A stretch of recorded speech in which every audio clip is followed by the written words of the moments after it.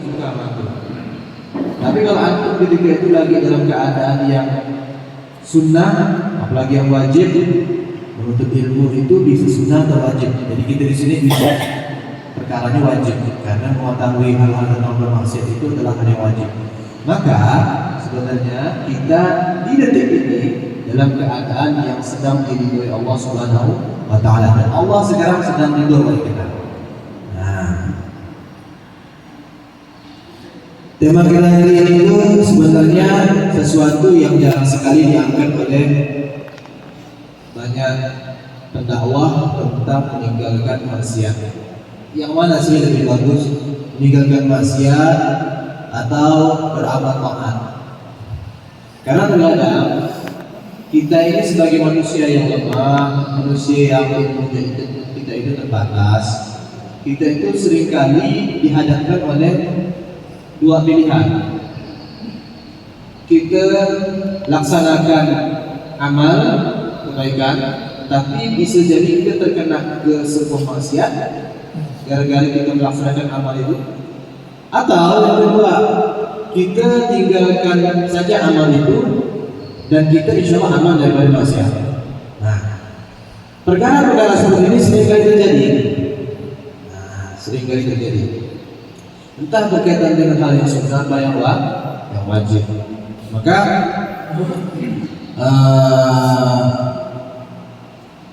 Imam Hasan Basri itu pernah bertanya kepada jamaahnya, murid-muridnya, santri-santrinya, siapa Imam Hasan Basri? Imam Hasan Basri itu adalah Sayyid Tabi'in, pemimpinnya para tabi'in. Ada khilaf antara ulama. Ini saya sudah pernah ngomongin juga bahwa siapa itu pemimpin para tabi'in? Tadi itu siapa sih? Tadi itu adalah generasi setelah sahabat, mereka yang belajar langsung kepada sahabat. Ya. Jadi para tabi'in itu ada tiga yang paling utama. Nah, salah satunya Imam Hasan Al-Basri. Imam Hasan Al-Basri ini istimewanya adalah beliau disusui oleh Sayyidatina Aisyah radhiyallahu anha. Tuh. Jadi zaman dulu Siti Aisyah ini kan salah satu sahabat paling alim. Ya. Jadi kalau ditanya, adakah zaman dulu itu seorang ustazah? Ada. Contohnya langsung oleh Bunda Sayyidatina Aisyah. Beliau ini adalah termasuk perawi hadis terbanyak. Nah, kenapa? Ya, karena yang paling banyak diajarkan Nabi Muhammad itu ya Siti Aisyah. Jadi Siti Aisyah itu beliau bagaimana cara beliau bisa mengajar? Karena kan beliau wanita ya terbatas. Jadi inilah cara hikmahnya beliau itu nikah sama Nabi Muhammad dalam umur yang masih muda. Ketika Nabi Muhammad wafat, beliau masih dalam keadaan yang masih umur 20-an gitu kan ya. 20 lebih. Jadi masih muda. Umurnya panjang, lebih panjang. Jauh setelah Nabi Muhammad meninggal, beliau masih hidup. Beliau habiskan waktunya untuk mengajar. Agar beliau tidak terkena fitnah, maka beliau itu cara ngajarnya gini. Cara ngajarnya itu sistem tabung. Apa sistem tabung? Tabung murid. Kalau kita kan nggak ada istilah tabung murid. Kalau dia tabung murid, gimana maksudnya? Beliau akan susui anak-anak kaum muslimin. Jadi itu salah satu anak tersebut adalah Imam Hasan Al-Basri. Makanya Imam Hasan Al-Basri itu jadi anak susunya beliau. Biar apa sih beliau menyusui banyak anak-anak, menyusukan banyak anak-anak kaum muslimin ketiga itu? Agar beliau bisa mengajari mereka nanti pas sudah balik dengan keadaan leluasa. Tak perlu lagi ilmunya itu ada batas-batas. Mengajarnya gini. Kayak makan dong lah. Ya. Jadi masalah Rasul termasuk itu dan termasuk orang yang hebat. Dia berkata, wahai jamaah sekalian, apakah kalian tahu? Ada yang tahu nggak di sini amal apa yang paling bagus? Ada yang jawab haji. Kenapa haji? Haji itu mengumpulkan banyak ibadah. Haji itu infak juga buat duit. Kedua juga dia awal mereka dia capek di olahraga, sholat juga ibadah di haji. Macam-macam, nonton jumroh, semuanya. Ya. Segala hal yang berkaitan dengan ibadah itu ada dalam haji. Makanya haji itu sangat berat. Maka ada orang berkata haji. Yang kedua juga ada yang ngomong sholat. Sholat kembali ini karena sholat itu sudah tulisan yang pertama setelah syahadat. Setelah orang mengakui atau mendeklarasikan dirinya itu sebagai seorang muslim, maka langsung dia diwajibkan satu amal apa? Sholat. Maka sholatlah yang paling kuat gitu. Nah, yang terakhirnya ada yang ngomong. Tapi si Muhammad sallallahu alaihi wasallam sudah diam ya tadi ya. Jawaban yang haji cuma dia. Ada yang jawab sholat dan dia. Yang terakhir tarkul maksiat, meninggalkan maksiat. Maka kata Rasulullah Muslim mengatakan sedekah. Nah, kamu betul. Meninggalkan maksiat itu lebih sulit daripada melaksanakan ketaatan. Karena diriwayatkan dalam kitab ada hadis wa dunia, manusia itu majbulun itu artinya bertabiat, memang diciptakan bertabiat Allah SWT. Apa? Suka melaksanakan sesuatu yang dilarang. Makin dilarang, makin dikerjakan. Makin kuat keinginan untuk mengerjakannya. Makanya ada istilah zaman sekarang anak-anak Gen Z yang larangan adalah perintah. Ya, nah ini memang kayak gitu manusia itu kayak gitu. Misal, mohon maaf ya, di surga itu tidak ada larangan makan buah kuning. Insya Allah setiap Hawa tidak akan makan buah kuning. Ya, nah insya Allah tidak ada keinginan karena dilarang, beliau penasaran. Ya. Dan ada hadis Nabi Muhammad SAW, hadis sahih ya, sab'atun la yudhilluhumullah yawma la dhilla illa dhilluh. Sab'atun yudhilluhumullah yawma la dhilla illa dhilluh. Ada 7 golongan yang mana Allah itu akan beri naungan di hari kiamat, yang mana di hari kiamat itu tidak ada naungan selain naungan Allah. Kalau kita di dunia masih ada naungan pemerintah, ada naungan DPR, mungkin ada naungan pejabat, ada naungan orang kaya, ya kan? Ada sistem orang dalam, kan ya? Oh, aku ke dalam haji ini yang udah sama bapak ini. Jadi kita kalau di dunia mungkin ada sistemnya itu, bahasanya itu minta tolong sama manusia. Naungan di sini maksudnya pertolongan betul ya. Maka pertolongan itu tidak akan Allah kasihkan langsung kecuali pada pertolongan. Bisa pertolongan itu Allah kasihkan melalui Muhammad, tapi yang paling kuat itu pertolongan yang kayak gini. 7 golongan pertama Imam Adil. Imam Adil itu maksudnya pemimpin yang adil. Siapa pemimpin yang adil? Siapapun yang diberikan amanah mengurusi orang lain dan dia melaksanakannya seadil-adil. Misal ada orang dipilih jadi ketua RT, maka jadilah RT yang baik, yang adil, maka dia imam adil. Ketika ada seseorang yang dikasih oleh Allah amanah untuk menjadi seorang kepala keluarga, yang semuanya seorang kepala keluarga. Nah, ada satu orang calon aja yang kepala keluarga, yang lain semua kepala keluarga itu sendiri, yang laki-laki, yang ibu kan enggak. Itu adalah rakyat keluarga. Nah, kita kepala keluarga ini, kalau kita melaksanakan hak-hak dan kewajiban kita, melaksanakan hak-haknya rakyat kita, yaitu istri-istri kita, keluarga kita, anak kita, melaksanakan kewajiban kita dengan sebenar-benarnya, maka kita termasuk imam adil. Ra'i mas'ulun 'ala ra'iyah. Seorang pemimpin akan ditanya tentang seseorang yang dipimpinnya. Apalagi kalau di DPR, bupati, gubernur, kalau dia benar-benar adil, derajat dia di akhirat sama dengan para ulama, maka dia dapat kedudukan khusus dikasih Allah naungan. Ini jangan dikacau ya. Ini urusan gitu ya. Yang kedua adalah syarat fil ibadah azza wa jalla. Seseorang anak muda, sayangnya bapak-bapak betul, tapi masih bisa mengajarkan ke anak-anaknya dan cucu-cucunya. Seorang anak muda yang hidup dalam keadaan ibadah, hidupnya tumbuh kembangnya dalam keadaan beribadah. Nah, ini kita alhamdulillah pada subuh hari ini, pada pagi hari ini kita dikasih Allah contoh. Nah, dia anak kecil ini. Nah, jadi kalau dia istiqomah, nyaman dia nanti. Dia dapat dulu hal ini. Nah, yang penting bagaimana orang tuanya lagi mengarahkan dari depan, dia dijauhkan daripada lingkungan-lingkungan yang tak baik. Ya. Yang ketiga adalah wajudun qalbuhu mu'allaqun bil masajid. Seseorang yang hatinya, ini seseorang boleh laki, boleh perempuan ya. Kalau laki-laki maka sesuai teks seorang pria yang hatinya itu selalu berketerikatan dengan masjid. Maksudnya apa? Sikit-sikit ibadah, sikit-sikit pengen ke masjid. Karena di masjid itu adalah tempat ritual ibadah. Atau ikan dia majelis taklim, sholat berjamaah, pikirannya dikit-dikit ke masjid. Bukti adalah pikirannya ke masjid, dia biasanya rajin sholat berjamaah. Nah, maka apa ibu sekalian yang rajin sholat berjamaah maka syukurilah, insya Allah anda termasuk dari golongan ini. Kalau ibu karena sholat kalau ibu karena pergi ke masjid itu bukanlah sesuatu yang sangat diharuskan oleh ibu-ibu, karena ibu beda, mereka perempuan.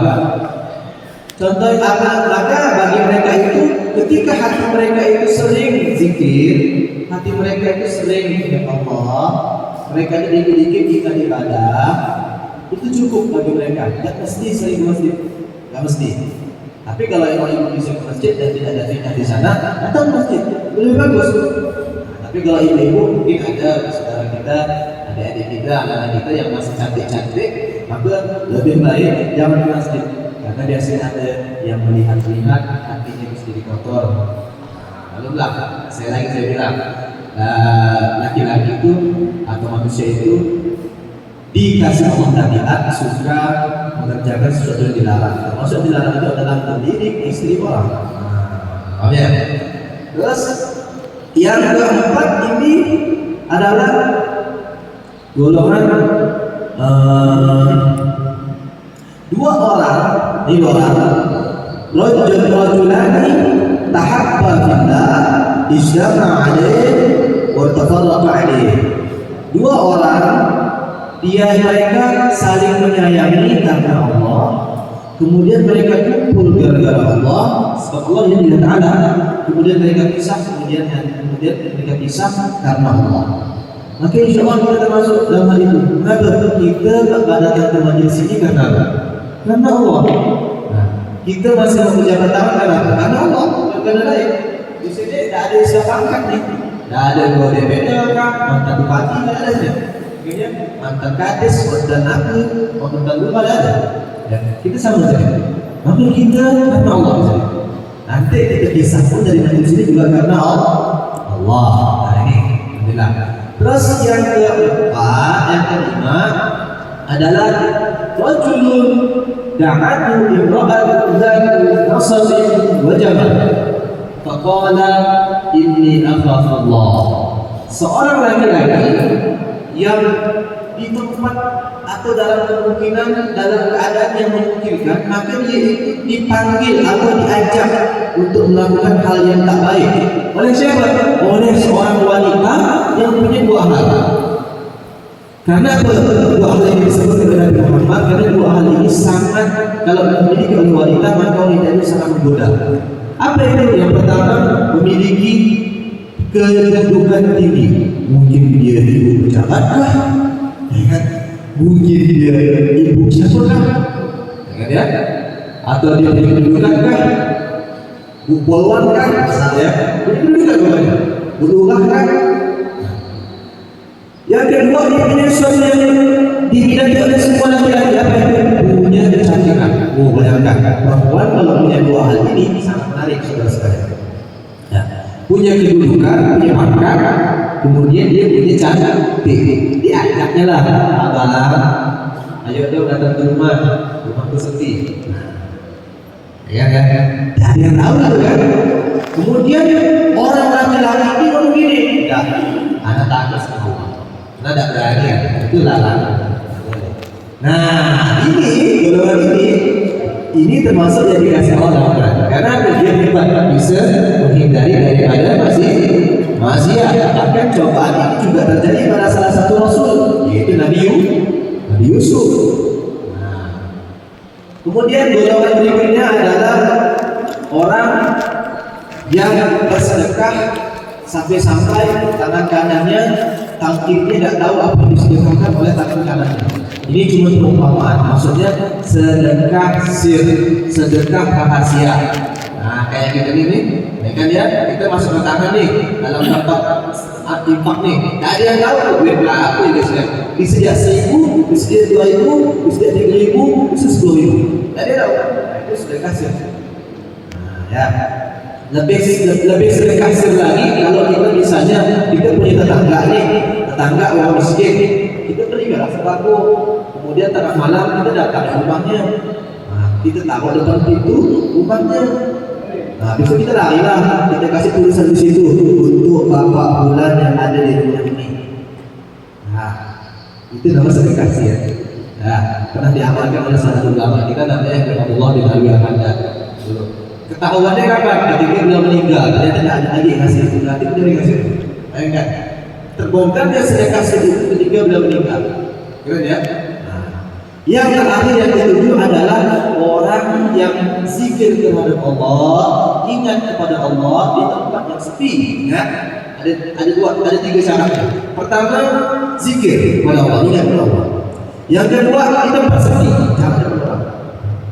Kalau depan orang itu masih kena riak, sama divisi kesehatan lah. Minimal kalau ada riak kena semua nanti. Bangga diri. Yang ketiga syaratnya adalah fafadat aina, maka matanya mendiam air mata. Maka mata yang pernah menangis karena Allah, dia tidak akan diazab oleh Allah. Kalau sudah mata saja tidak diazab, mungkin seluruh tubuhnya yang lain diazab. Karena itu termasuk zikrul ba'di urida bikul. Dalam kitab itu sebenarnya maksudnya apa? Penyebutan sebagian daripada sesuatu, maksudnya itu seluruhnya.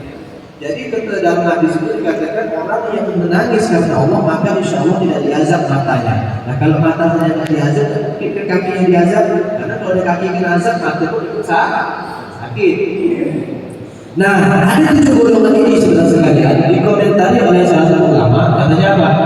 Dari 7 golongan ini yang paling hebat adalah golongan tadi yang kelima. Golongan apa itu? Golongan seorang laki-laki yang diajak untuk bermaksiat oleh seorang wanita yang memiliki pangkat dan kecantikan, maka dia menolaknya. Mengapa kok demikian? Karena daripada 7 golongan ini, 6 golongannya adalah golongan adalah bentuk daripada ibadah. Sedangkan 1 golongan ini bentuknya adalah tarkul maksiyah, meninggalkan maksiat. Itu komentar ulama. Makanya bisa dipahami di sini bahwa orang-orang yang meninggalkan maksiat itu lebih gampang dekatnya kepada Allah ketimbang orang-orang yang getol atau sangat ketat dalam ibadah. Nah, makanya kita nih harus cek diri kita. Kalau kita pengen dikasih Allah, ada 2. Laksanakan yang wajib. Kedua, tinggalkan yang maksiat. Yang maksiat, yang makruh. Yang makruh nih, biasa itu. Kalau yang maksiat besar, kadang-kadang kita gampang ya meninggalkannya. Contoh minum khamar. Dan jelas-jelas kita tinggalkannya ya. Tapi ada hal-hal yang makruh yang seringkali kita anggap remeh. Contoh, mohon maaf saya sebut lagi rokok. Udah Pak sekalian tinggalkan rokok. Udah mau meninggal, kapan lagi kita tinggalkan rokok? Ada ulama yang mengatakan, mohon maaf. Mungkin sebagai ada tersinggung, tapi saya harus menginfokan ini. Nanti ini adalah amanah, ya. Bahkan Habib Salim Asy-Syadzili, salah satu guru besar dan jana almarhum yang sudah, beliau tuh kalau datang ke tempat-tempat itu, beliau tuh ngomongnya tentang satu aja, tinggalkan rokok, maka kalian istiqomah terhadap siwak. Itu 2 aja tuh. Sering kan? Kalau orang yang sering hadir majelis itu kayak gitu. Maka ada ulama yang mengatakan orang yang sering merokok, orang yang merokok, maka dia kalau dalam 40 hari setelah dia merokok, masa sebelum 40 hari itu ya, dia tidak tobat, tidak meninggalkannya, dia meninggal, ditakutkan meninggal dalam keadaan suruh khotimah. Nah, itu air. Alhamdulillah saya punya kakek itu orangnya perokok, tapi sebelum pamannya beliau. Nah, tapi alhamdulillah Allah kasih dia sakit, sakit jantung. Jadi berhenti rokok dia, 3 bulan berhenti. Baru bisa meninggal. Meninggalnya ingat saya itu pas mau bulan Ramadan, bulan Sya'ban akhir, hari terakhir Sya'ban. Nah, ya, enak, kayak gitu kan? Meninggalnya enak, kayak gitu. Kita kan belum tentu dapat kayak gitu, kan? Hoki kayak gitu belum tentu. Makanya kita coba lihat dari sekarang nih, ayo meninggalkan hal-hal yang